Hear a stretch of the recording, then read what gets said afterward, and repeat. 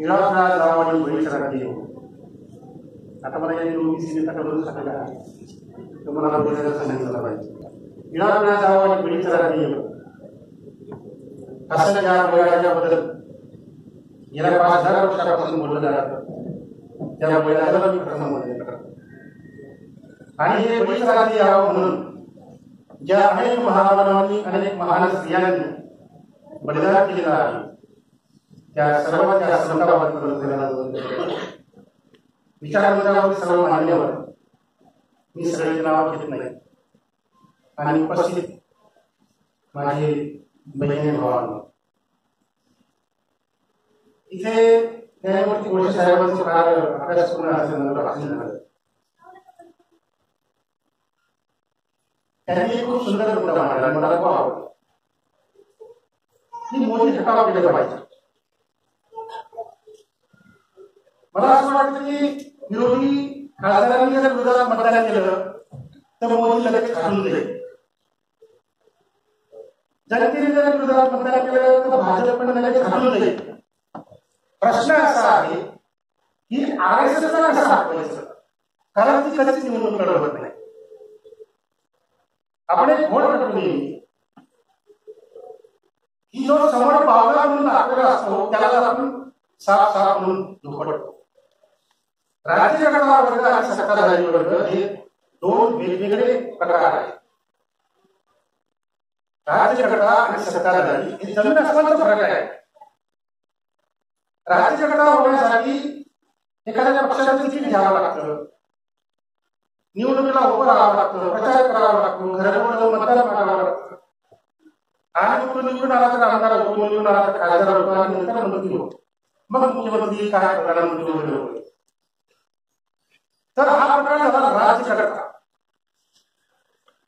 पण सत्ताधारी होण्यासाठी कुठेही निवडणूक लढवावी लागत नाही, कोणत्याही पक्षाचं तिकीट घ्यावं लागत नाही, कोणाच्याही विरोधात मतदान मागावं लागत नाही. तो खरा सत्ताधारी असतो, तो काय सत्ताधारी असतो. म्हणून मी सांगितलं की खासदारांनी विरोधात मतदान केलं तर मोदी हटून जाईल, जनतेने जर भाजपच्या विरोधात मतदान केलं तर भाजप हटून जाईल. प्रश्न आपल्या समोर मोठा आहे की RSS कसा असेल, हा ब्राह्मणवादी शक्तीचा जो संघ आहे तो कसा आहे, हा महत्वाचा मुद्दा आहे. आणि याच्यावर आपण कधी विचार करत नाही. जे समोर येतात राज्यकर्ते म्हणून त्यांना आपण शत्रू समजतो, त्यांना आपण मित्र समजतो, हे खरे शत्रू आणि खरे मित्र नसतात. हे निवडून आले लोक एका रात्रीने इकडून तिकडे तिकडून गेले, या पक्षात त्या पक्षात जातात, ते आपले मित्रही नाही, ते आपले शत्रूही नाही. आपले शत्रू फार वेगळे आहेत आणि आपले मित्र तर आपण ओळखतच नाही. कारण शत्रू जर आपल्याला नीट ओळखता आला तर त्याची वीक पॉईंट आपण ओळखता येतं. लक्षात घ्या.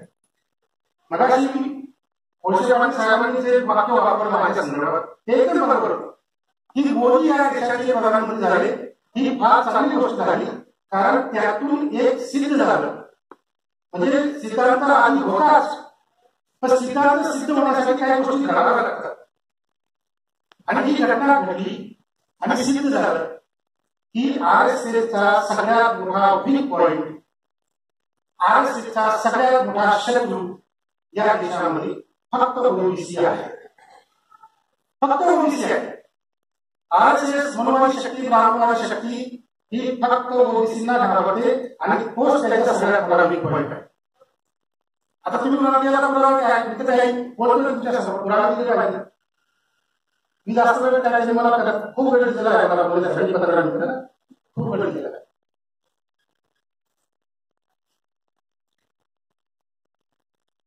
मी पहिला एक मुद्दा तुमच्यासमोर मांडतो. देशाला स्वातंत्र्य मिळालं आणि स्वकीय राज्यकर्ते या देशात आले. जेव्हा जुने राज्यकर्ते जातात आणि नवीन राज्यकर्ता जेव्हा येतो, जुना पक्ष राज्यकर्ता असेल तो गेल्यानंतर जर नवीन पक्षाचा राज्यकर्ता म्हणाला तर सगळ्यात पहिल्यांदा कुठली गोष्ट घडत असते. म्हणजे जुन्या राज्यकर्त्यांनी समजा एखादा जुलमी कायदा केला असेल, लोकांवर जोर करण्यासाठी, अन्याय करण्यासाठी, अत्याचार करण्यासाठी एखादा कायदा जर बनवला असेल जुन्या राज्यकर्त्यांनी, तर नवीन जे राज्यकर्ते येतात ते तो जुना कायदा रद्द करून जनतेच्या हिताचा पहिला कायदा बनवतात.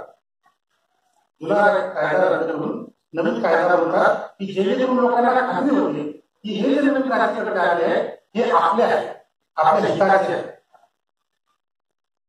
आता ही एक कसोटी आहे. या कसोटीच्या आधारावर भारत देश स्वतंत्र झाल्यानंतर जुने राज्यकर्ते इंग्रज इथून निघून गेल्यानंतर पहिला कायदा या स्वतंत्र भारताच्या सरकारने कोणता केला असेल. आणि पहिला कायदा जो होतो त्याला अत्यंत महत्व असतं, अत्यंत महत्व असतं जनतेच्या दृष्टीने किंवा जुन्या गेलेल्या राज्यकर्त्यांच्या जुन्या राज्याच्या दृष्टीने. या देशाचा पहिला कायदा अगदी स्वातंत्र्य मिळाल्यानंतर 4 महिन्याच्या आत ताबडतोब बनवला गेला. आता तो पहिला कायदा म्हणजे घटनेची सुद्धा वाढ केली नाही, ताबडतोब आलेला त्याला पहिला कायदा तात्काळ मंजूर करून टाकला. आणि तो पहिला कायदा होता जनगणना 1948. जनगणना 1948 हा नवा कायदा आला, अगदी तातडीने आला. जुने राज्यकर्ते जे इंग्रज होते ते सगळ्या जातींची, उपजातींची, वंशाची, धर्मियांची सगळ्यांची जनगणना करत होते. इंग्रज राज्यकर्ते एससीची जनगणना करत होते, एसटीची जनगणना करत होते, आदिवासींची जनगणना करत होते, ओबीसीची जनगणना करत होते, मुस्लिमांची करत होते, सगळ्यांची जनगणना करत होते इंग्रज राज्यकर्ते. भारत सरकारने स्वातंत्र्य मिळाल्यानंतर ताबडतोब पहिला कायदा केला जनगणना 1948.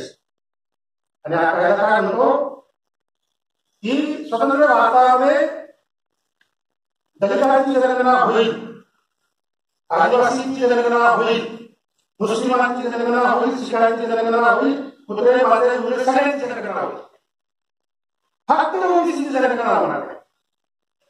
या देशाचा पहिला कायदा काय सांगतो, फक्त ओबीसीची जनगणना होणार नाही, बाकी सगळ्यांची जनगणना होईल. म्हणजे ओबीसी हा मुद्दा किती प्रायोरिटी होता त्यांच्यासमोर. ही केव्हा देशाला स्वातंत्र्य मिळतं आणि केव्हा आपण ओबीसीची जनगणना बंद करू.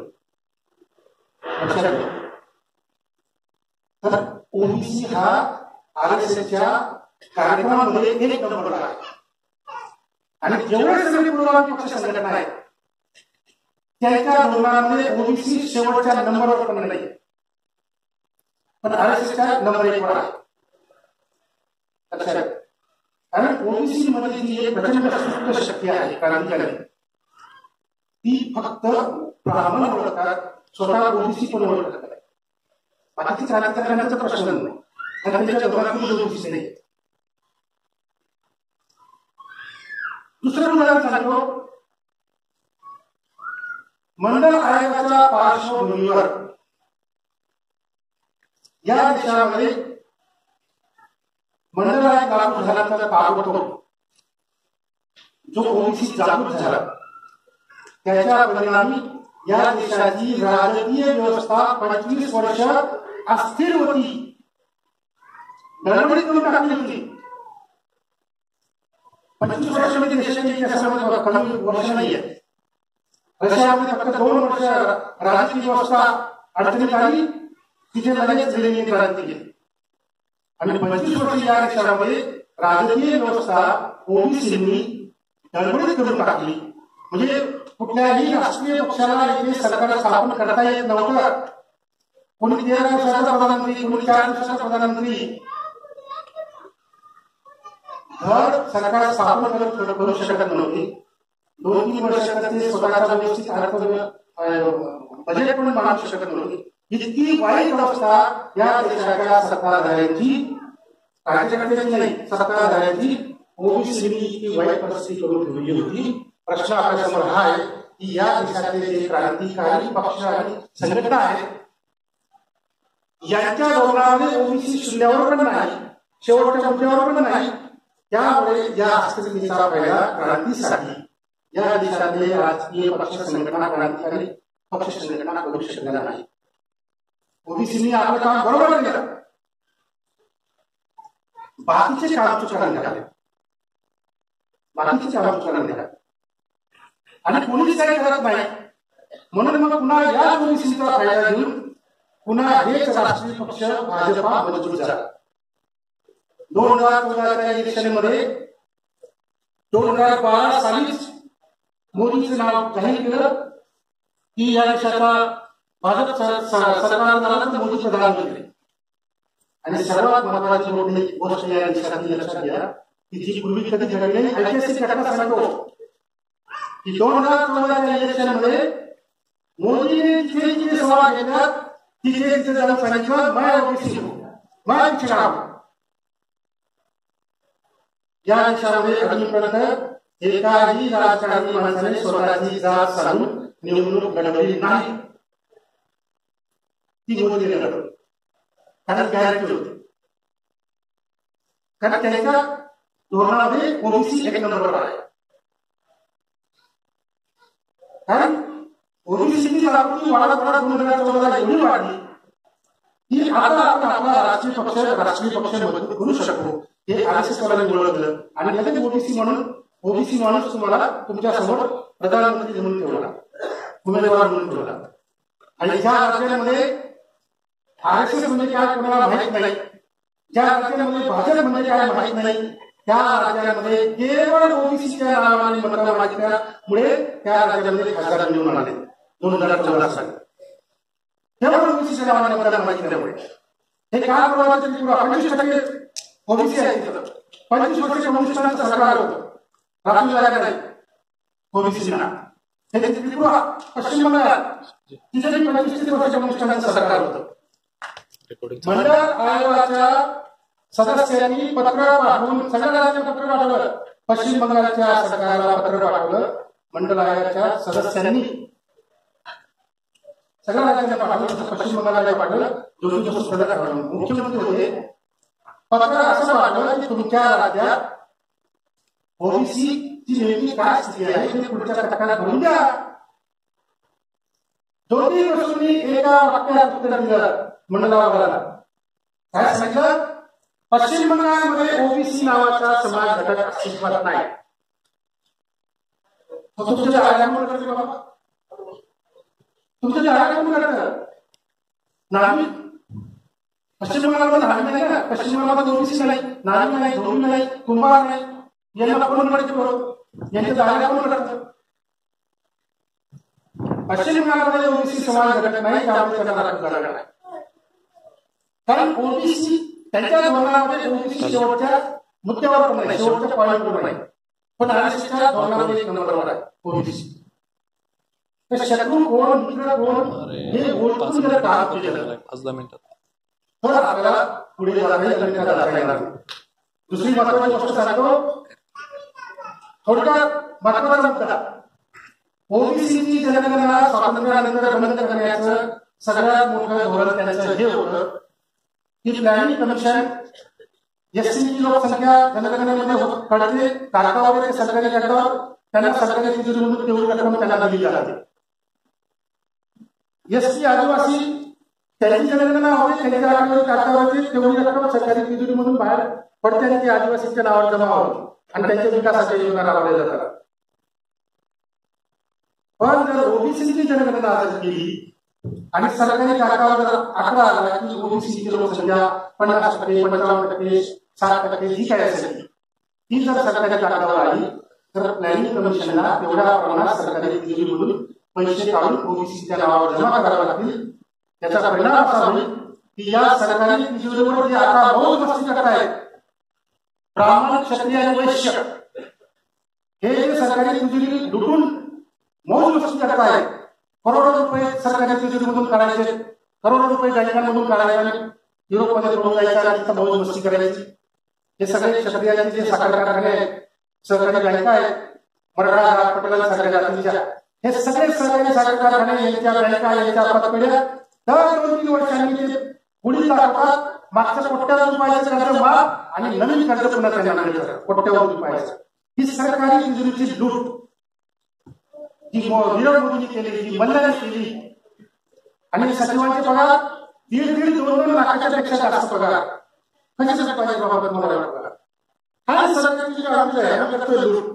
ब्राह्मण, क्षत्रिय, वैश्य हे सरकारी तिजोरी बनवण्याचं काम एससी, एसटी, ओबीसी करतो आणि ती सरकारी तिजोरी डुबाडण्याचं काम ब्राह्मण क्षत्रिय वैश्य करतात. लक्षात घ्या. तर ही ब्राह्मण क्षत्रिय वैश्याची भांडवलाची जर मौज मस्ती जर बंद करायची असेल तर ओबीसीची जनगणना झाली पाहिजे. ओबीसीची जनगणना झाल्यावर टाकावर सरकारी 50% 60% जोगाय असतो आणि सरकारी तिजोरी तेवढ्या प्रमाणात जर रिकामी झाली तर खाली या ब्राह्मण क्षत्रिय वैश्यांना मौज मस्ती करण्यासाठी सरकारी तिजोरीमध्ये पैसे सुटणार नाही. म्हणजे जाती व्यवस्थेची अर्थव्यवस्था कमजोर करणारी ओबीसीची जनगणना झाली पाहिजे. आणि ही ओबीसीची जनगणना होऊ नये म्हणून स्वातंत्र्य मिळाल्यापासून ती ओबीसीची जनगणना बंद करण्यात आली. मला सांगा ओबीसी